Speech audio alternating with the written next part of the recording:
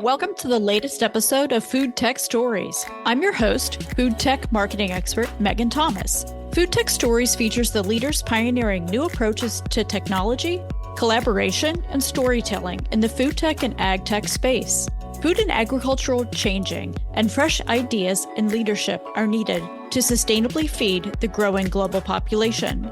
Join us every other week as we talk to a founder, operator, or visionary in food and agriculture.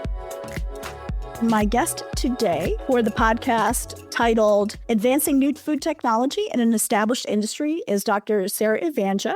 And Sarah is the VP of Business Development for Okanagan Specialty Fruits, and they are a leader in applying biotechnology in the produce industry. Welcome, Sarah.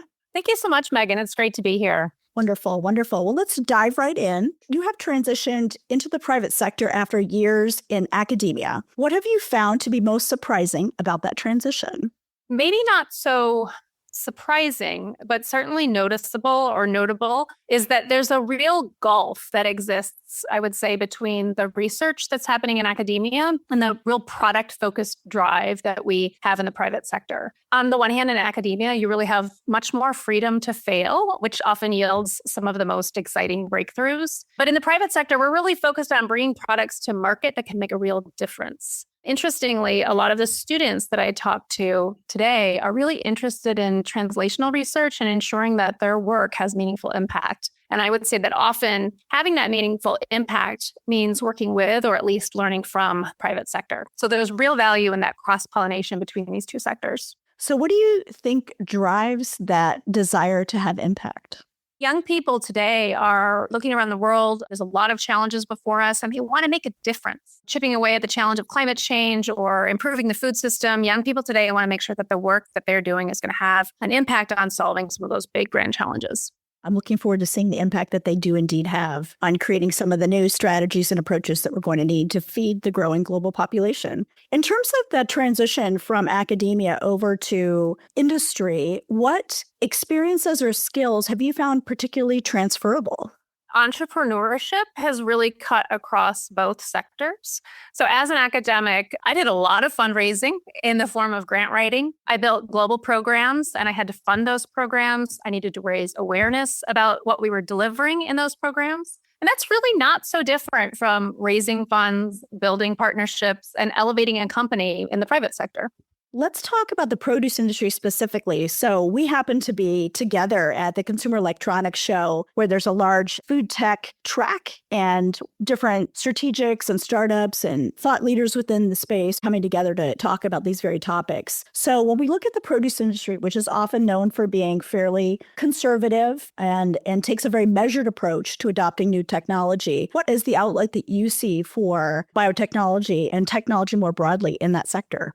Yeah, I think it's a really exciting time for the produce industry. And quite frankly, it couldn't come soon enough. Many of the specialty crops that comprise our industry just haven't benefited from modern plant breeding tools, from new technologies that have come online. Certainly too few crops benefited from the tools of genetic engineering, for example. People would actually be surprised to learn that there actually are no GMO watermelons or GMO strawberries in the market. And as you and I have discussed before, there's frankly just plain too little innovation in produce. We'll cite that number. Only 3% of the innovation in a supermarket is in produce. So it's really no wonder that we're not eating enough fruits and vegetables as Americans. Specialty crops can be a really challenging group of crops to work in, and the timelines are quite long. But new tools like biotechnology and genome editing are really changing that. Research shows that today's consumers are hungry for that kind of innovation in produce. I'll just quote work that you yourself have done. Yeah, 79% of produce buyers are interested in learning more about genome editing, and 77% of Gen Z adults say that they're interested in trying food developed with technology. That kind of attitudinal shift from previous generations really opens the door to innovation in produce.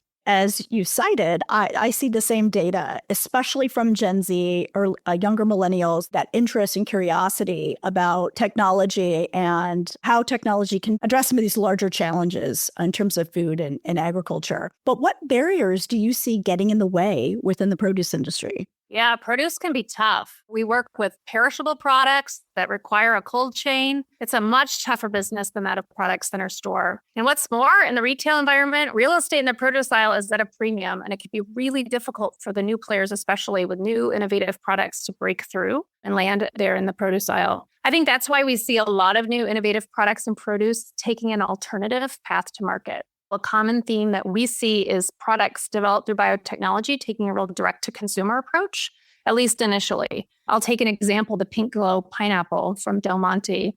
This is a beautiful product, a beautiful pineapple that has increased lycopene content. And that's the healthy compound that, of course, is responsible for the red color of tomatoes. The Pink Glow pineapple was launched initially in October of 2020. And they really proved out consumer acceptance, taking this direct-to-consumer online sales approach before they were actually able to penetrate into retail. And that's a big company like Del Monte. Similarly, the world's first genome-edited product, the Sanitec high GABA tomato, was developed in Japan. They undertook a direct-to-consumer approach as well by selling their seeds directly to home gardeners initially. And I think this is a really cool example because they engaged home gardeners really in the process of growing their very own genome-edited produce. So not only was that a great way to tap into the market, but a really great consumer engagement strategy as well. At Okanagan Specialty Fruits, where I work, we've developed a non-browning Arctic apple that's also on the market. And Arctic apples are unique in that they don't brown when bruised or sliced because we've essentially turned off the genetic switch that's responsible for enzymatic browning. And as a result, our product is especially suitable for food service as it's sold as a pre-sliced and diced apple. It presents a huge labor savings for chefs in food service. And our apples have an unmatched shelf life of 28 days, which really helps reduce waste. Our apples are especially popular in the context of K through 12 school dining programs, for example. And that's one form of food service where we've really shown up in a nice way. We know from independent research that kids are 71% more likely to eat a sliced apple versus the whole one. Really?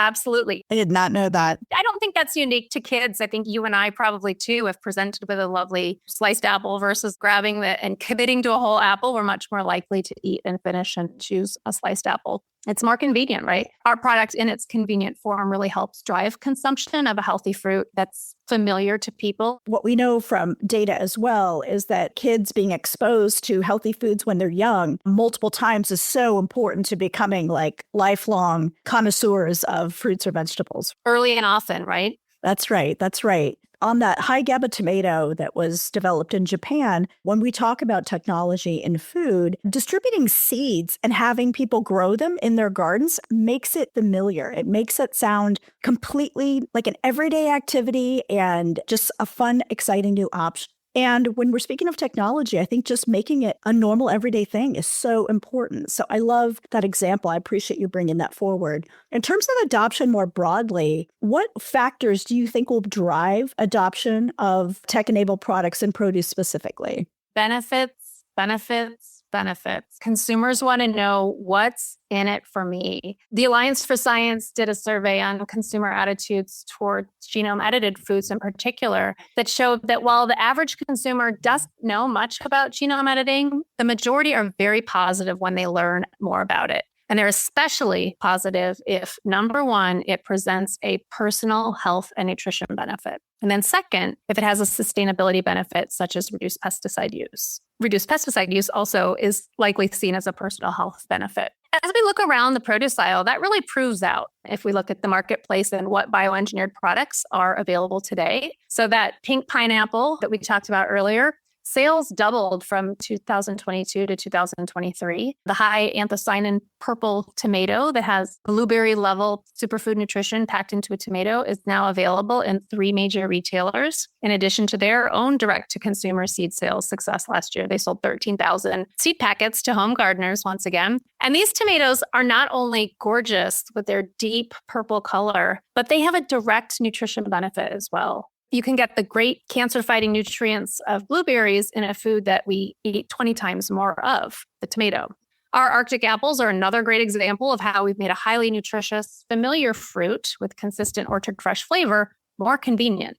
So our pre-sliced apples are a great, healthy grab-and-go option, just as convenient as a bag of chips, but a healthy snack that you can really feel good about. I know from talking with Laura Demerit from the Hartman Group, we were talking about fruit being a very important snacking category. So I love that you guys are bringing new snacking options forward. We see now in the success of baby carrots, for example, when the carrot industry decided to innovate using processing innovation to develop those baby carrots, carrot consumption more than doubled. And that's despite the fact that baby carrots cost twice as much as a regular carrot. And so what we see is one small innovation that can help open up access to a healthy snack option can be huge, not only for consumers and being able to have more healthy options conveniently available, but also can really breathe new air into the industry. So let's shift over to stakeholders. So I know that much of your background is in getting people to the table to talk about new strategies for driving the adoption of technology in food and agriculture, even more broadly. So which stakeholder groups do you think are particularly important to have at the table to talk about bringing tech-enabled products to market and ensuring they're successful in the produce industry? Yeah, I think this is really so product dependent, so dependent on the business model, so dependent on the product. You really have to know your audience, you have to know your market. What is your value proposition and who is that likely to resonate with most? At Okanagan Specialty Fruits with our Arctic apples, we've really found our niche in food service. So we spend a lot of time talking to and working with chefs, for example, about how our apples last longer, save on labor, have a reduced environmental footprint, and offered the opportunity to use apples in ways that they haven't really been able to be used before because our apples don't brown. Now it's possible to have those great tasting apples on a salad bar, for example, and fruit cups on a charcuterie board. The opportunities really are, pretty endless. I think every product has its own story and its own set of stakeholders who need to be engaged to ensure success. And do you think there are any stakeholders today who you would like to see have a bigger seat at the table? It's really context dependent, but we don't hear from growers enough. We all like to talk about the food system and how we need to improve the food system, but too few of us are actually engaged in agriculture. So I think it's really important to ensure that growers have a voice at the table, particularly when we're thinking about innovating in the food space. Looking to the future, what are you most excited about? So we're using new tools of genome editing, also known as CRISPR, to continue to innovate in fruit tree crops. And we're continuing to use this technology to address food loss and food waste due to browning, but in additional fruit tree crops outside of apple, which is really exciting. In addition, we continue to drive innovation in apple for the apple industry. So we're using the tools of genome editing to tackle some of the most important diseases of apple, which ultimately will help us reduce waste and reduce pesticide use in the industry. And we know that's something that consumers really care about. One of the things that I'm most excited about more broadly is how the tools of genome editing are going to allow us to stack different innovations into one product. So for too long, we've talked about benefits to growers as distinct from benefits to consumers. And, our non-browning apples are really a fantastic example of an innovation that brings both benefits to growers and consumers. And I think with CRISPR and genome editing, we're going to continue to be able to do so much more of that, combining traits that have a range of beneficiaries all along the supply chain. And that's really going to help drive technology acceptance across different stakeholder groups as well. I'll also share that I'm very excited about the role of genome editing in helping us modify plant architecture. So the specialty crops industry really hasn't benefited from automation in the same way that row crops like corn and soybean have. And we're still highly dependent on human labor. And labor is expensive and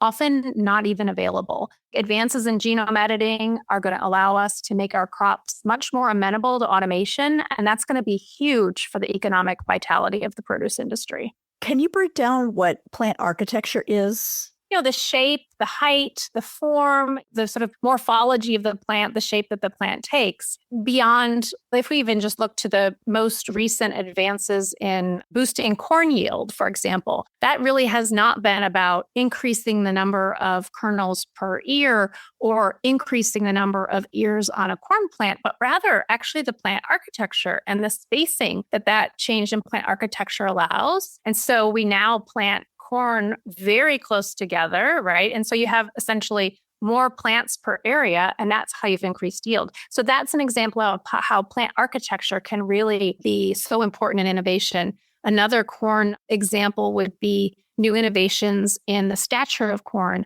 and growing short corn. And this is an innovation that's really going to help protect farmers from erratic weather events because the corn doesn't fall over in high winds or hailstorms, for example. So that's another real world example that's already out there today where we can change plant architecture to really make our agricultural systems more resilient.